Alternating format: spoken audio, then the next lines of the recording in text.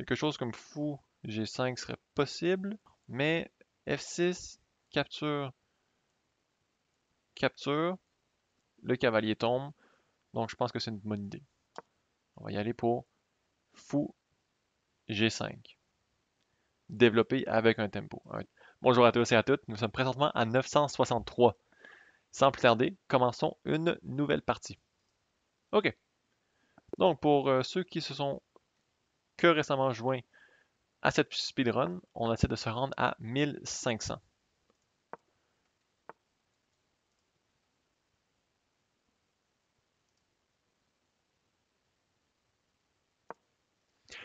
Donc, nous sommes à 963 et... j'aime pas ça. Désolé, mon adversaire me fait... Mon adversaire est agressif. Bon, ce que je disais, c'est que nous sommes à 963. On a commencé dans les alentours de 300-400. Et j'essaie d'expliquer mes coups, comment réagir, qu'est-ce qu'il faut regarder, un peu mon processus de pensée dans le fond. Ok, donc ici, mon adversaire cloue mon cavalier au roi, dans le but d'échanger mon cavalier avec un échec, pour venir ensuite capturer le pion en E3. Donc, quelque chose comme fou D2 ne fonctionnerait pas vraiment parce que mon pion tombe. Donc, il faut trouver une façon de défendre le pion. Comment est-ce qu'on fait ça? Ici, fou D3, garde un œil sur le pion. Donc, même dans le cas de la capture, ok. Je suis pas trop certain. Ok, la dame, oui. Essaie de capturer en D4, mais ce n'est pas quelque chose qui va être solide pour mon adversaire. J'ai vraiment le goût de tout simplement jouer E5, solidifier mon centre, et ensuite de développer mon cavalier. C'est ce que je vais faire. J'ai aucune... Ok.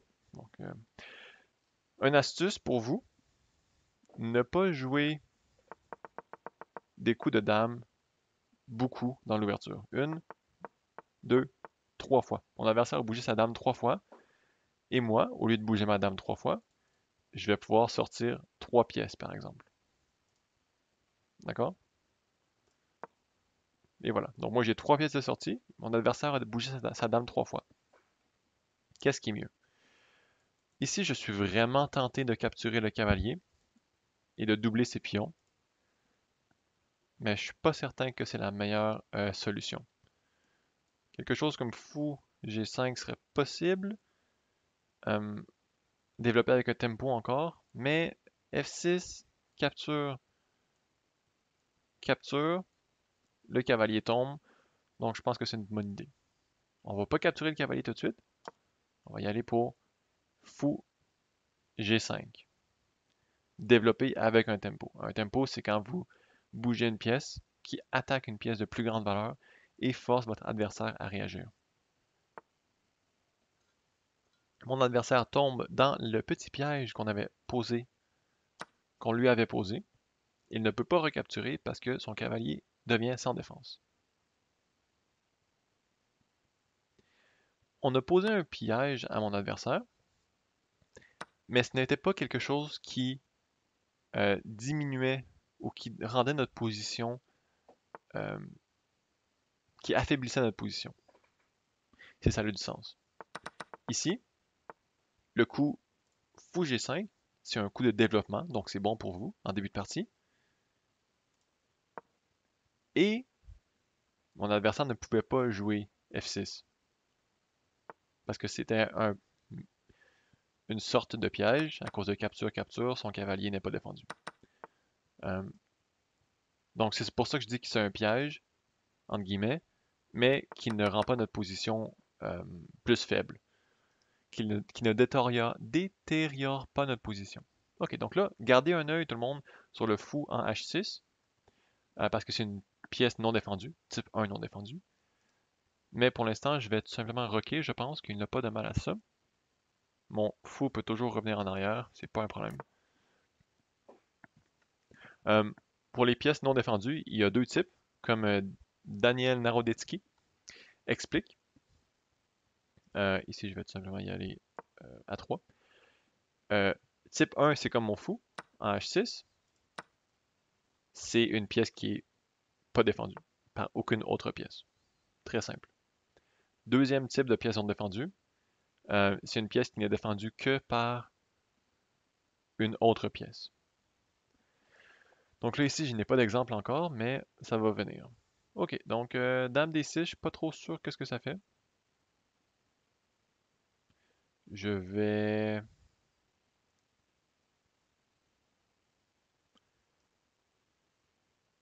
activer ma dame.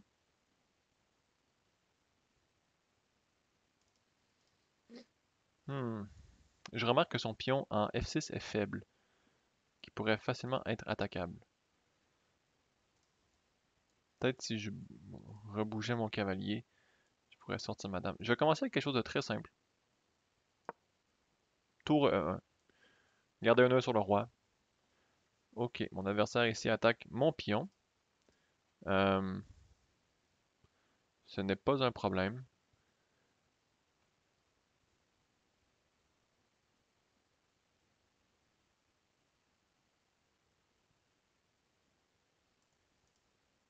Hmm. Je vais y aller dame D2. Défendre le pion, oui, mais en même temps, ça prépare quelque chose comme...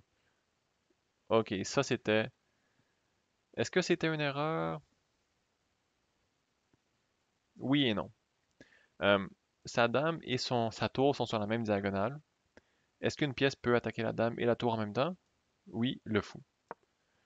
Donc, on va jouer fou E4, défendu par la tour. Ok, c'est ça que je pensais. Notre cavalier avait une, euh, une option pour se protéger. Par contre, ici, je pense qu'on peut jouer fou F5. Son pion est cloué au roi.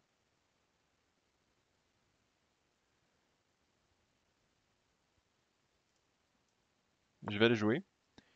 Je suis pas certain que c'est le meilleur coup. Parce que si le roi bouge, exactement,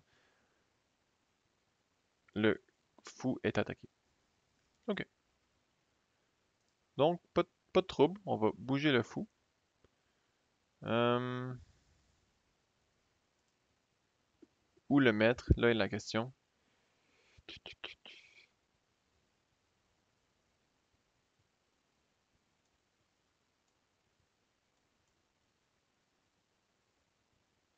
Hmm.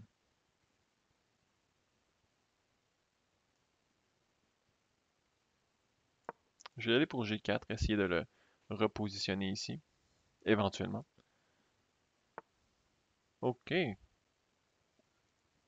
Donc, c'est pas un bon coup, ça. Pourquoi c'est pas un bon coup, cavalier A6? Parce que son roi, il euh, est très faible en ce moment. Il est pas en sécurité du tout. Et cavalier A6, c'est développer son cavalier sur l'opposé de l'échiquier. Donc, moi, je vois pas ça comme étant un bon coup. Ok. Euh, Dame 3.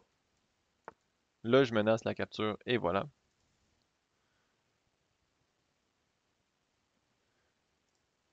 Non, non, non, non, non, non. Qu'est-ce que je dis là?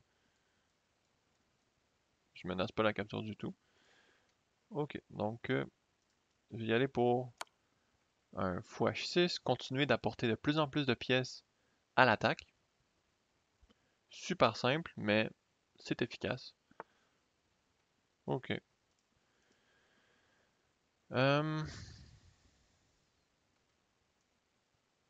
je vais aller avec cavalier ici, cavalier ici. Ok.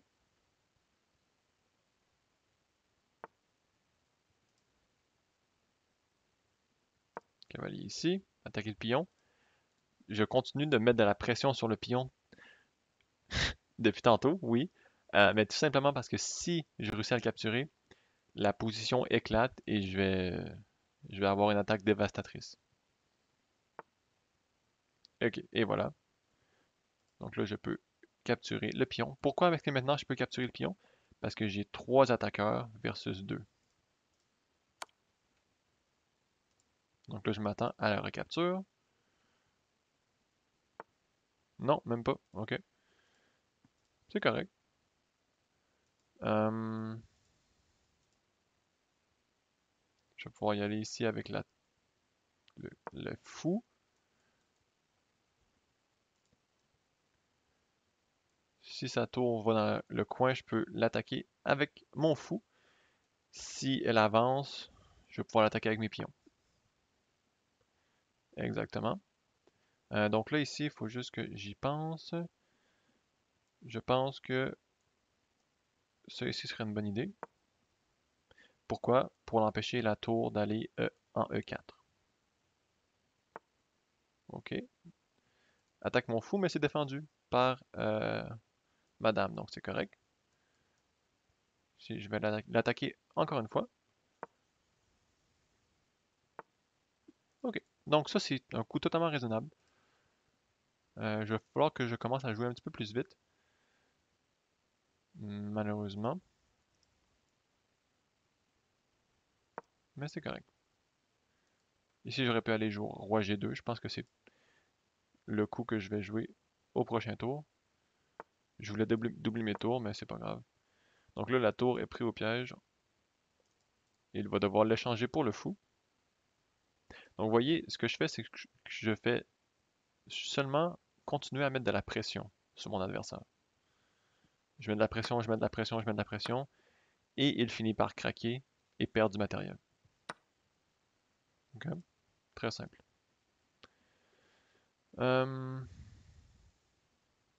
Si je vais aller ici pour faire un échange de pièces. Parfait. Et je dois avouer, j'ai totalement manqué que ma tour en A1 était gratuite. Ça, c'est mon erreur. C'est totalement mon erreur. Mais c'est pas grave. Ça arrive à tout le monde. Euh, je vais aller ici. Contre-attaquer le fou. Mon adversaire ne prend pas. Je vais venir ici. J'essaie de m'assurer que mon roi n'a pas de... mon roi ne peut pas se faire mettre en échec. C'est ce que j'essaie de m'assurer. Ok, donc là ici, je pense que mon adversaire va perdre une pièce. À cause que j'ai trop d'attaqueurs. Il n'a seulement que 2 défendeurs. Moi j'en ai 3 attaqueurs. Et sa dame ne peut pas venir se rejoindre à l'action.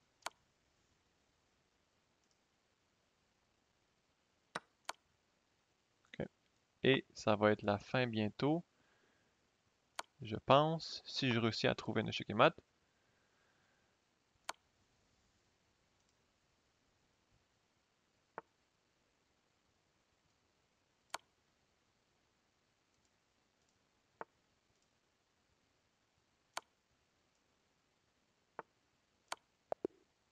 Ok, parfait. Donc, on devenait bas en temps, mais tout s'est bien passé au final. On a fait une grosse gaffe aussi, on a perdu une tour, mais c'est pas grave. On a réussi à s'en sortir tout de même. Donc, analyse vite faite. Euh, ici, habituellement, moi, je joue la Vienna, donc avec cavalier C3. Mais dans le cas où est-ce que mon adversaire joue quelque chose de très passif, comme E6, et qui ne contrôle pas le centre, point clé, je décide de contrôler le centre, moi. Donc, c'est pour ça que j'ai joué D4 et E5, E4, pour contrôler le plus le centre possible, puisque mon adversaire, encore une fois, n'a pas décidé de prendre le contrôle du centre. Ok, dame H4. En début de partie, comme que je l'ai mentionné durant la partie, sortir la dame, c'est pas bon, parce qu'elle peut se faire repousser par vos pièces en gagnant un tempo. Par exemple, ici, quelque chose comme cavalier F3 développe une pièce et gagne un tempo, entre guillemets, parce que dans ce cas-ci, la dame peut recapturer en E3, mais c'est pas grave. L'exemple est quand même correct. Cavalier F3 développe une pièce qui est super bon pour nous et gagne un tempo, donc force mon adversaire à bouger sa dame. C'est pourquoi c'est pas bon de développer sa dame en premier, parce que votre adversaire va pouvoir développer ses pièces très rapidement. Donc là, ici, je joue cavalier C3, je développe une pièce, et je défends mon pion en E4. Ça, c'est très important. Euh, donc, premier point. Oui, c'est pas bon de développer votre dame en début de partie. Par contre, ça peut être, c'est une ouverture très agressive.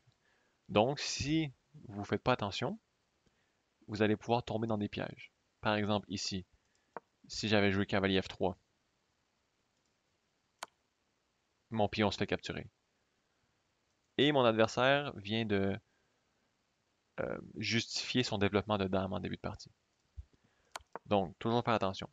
La checklist que moi je regarde quand vous jouez contre une attaque de dame en début de partie, c'est est-ce que est-ce que mon adversaire, donc la dame, menace quoi que ce soit? Ici, oui. La dame menace le pion en E3. OK, donc ça c'est la première chose. La dame menace, vous pouvez défendre. OK? Si elle menace, vous défendez, idéalement en développant. Donc, cavalier C3. Si la dame menace rien. Deuxième point, développer une pièce. Donc, si la dame ne menaçait pas E4, on aurait pu développer une pièce. Et dans ce point-là, quelle pièce développer? On développe la pièce qui gagne un tempo sur la dame. C'est tout. C'est vraiment 2 points. Les autres points, c'est pas trop important, mais c'est vraiment les 2 seuls points euh, à garder en tête. Cavalier C3. Fou B4, qui est un bon coup. Point numéro 1. Est-ce que mon adversaire menace quelque chose? Oui. Un petit peu plus difficile à voir, mais vous devriez être capable de le voir.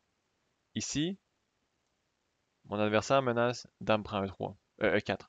Pourquoi? Parce que mon cavalier est cloué. Tantôt, mon cavalier défendait, maintenant mon cavalier est cloué. Toujours à chaque coup, réévaluer la position. OK. Comment est-ce que je fais pour défendre mon pion? Je peux développer mon fou. Donc fou D3. Comme ça, même si mon adversaire capture, la dame ne peut pas venir capturer. OK. Mon adversaire joue dame F6. OK, je vois pas le point, en vrai. Mais c'est pas grave. J'en profite pour gagner de l'espace. Je joue E5. Il bouge la dame. OK, je développe. Mon adversaire menace rien, donc je développe. Il bouge son cavalier.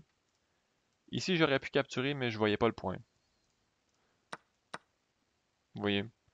Habituellement, lorsque votre adversaire bouge beaucoup sa dame en début de partie, vous ne voulez pas échanger vos pièces, parce que vos pièces vont avoir beaucoup plus d'impact s'ils sont sur le jeu que s'ils ne sont pas sur le jeu. Tout simplement parce que votre adversaire a moins de pièces développées. Donc ici,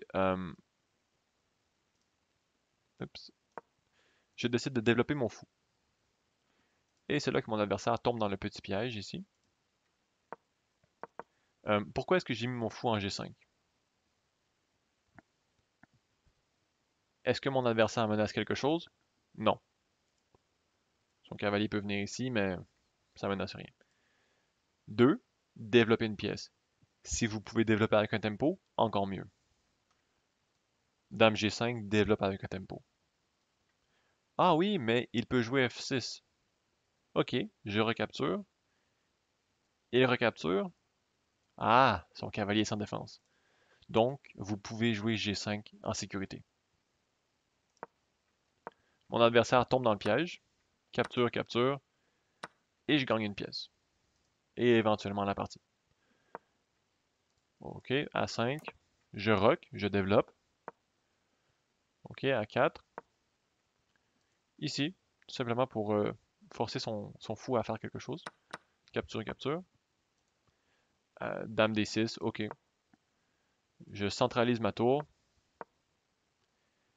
Ici, ben, je défends mon pion, mais en même temps, je me prépare à amener ma dame dans le jeu. Ok. Euh, donc ici, c'était proposé fou G7 par l'ordinateur, ce qui est un très bon coup, parce que ça va gagner un pion. Attaque la tour et attaque le pion. Mon adversaire ne peut pas venir ici en F8 pour défendre le pion. Donc ça gagnerait un pion. par exemple, comme ça. Je ne sais pas pourquoi j'ai pas vu ça dans la partie, mais c'est pas grave. Euh, c'est même pas ça l'idée en fait, c'est d'amener la dame en H6. Et si mon adversaire fait quelque chose comme ça, j'ai fou prend H7 et on gagne la tour. Ouais, bon, c'est très fort. Mais c'est pas ça que j'ai joué. J'ai tout simplement joué fou E4, attaquer les deux pièces. Le seul coup vraiment des 5. Ici. Là, je fais juste tout déplacer mes pièces vers le roi pour essayer d'avoir le plus d'attaques possible. Donc petit à petit, je vais être capable de l'attaquer. Ici, je pense que j'aurais dû aller roi G2, mais bon. Ok, donc là c'est mon erreur. J'ai pas vu que ma tour n'était sans défense. J'ai joué trop vite. J'espère que ça va compter, que ça va vous démontrer que n'importe qui fait des grosses erreurs comme ça. N'importe qui. Je ne suis surtout pas à l'abri. Je ne suis pas un master, un grandmaster ou quoi que ce soit. Donc, personne n'est à l'abri. Dame prend un. Check. Et là, ça tombe pour mon adversaire parce que Dame des deux. Et j'ai juste trop de pièces sur son fou. Et sa dame ne peut pas venir défendre son fou. Donc, c'est la fin. Prends, prends. Check, check, check, check. Et mat. Donc, c'est ça que c'est ça. La grosse morale de l'histoire, de la partie ici, c'est vraiment de ne pas développer votre dame en début de partie. Parce qu'elle peut se faire attaquer par les pièces de votre adversaire avec des tempos. Donc vous allez être beaucoup en retard dans votre développement. Et deuxième morale, c'est que tout le monde fait des gaffes. Ne vous en faites pas. Si vous en faites dans vos parties, ça m'arrive à chaque partie. Sur ce, j'espère que vous avez apprécié la vidéo. Je vous dis merci d'avoir écouté et on se retrouve pour la prochaine.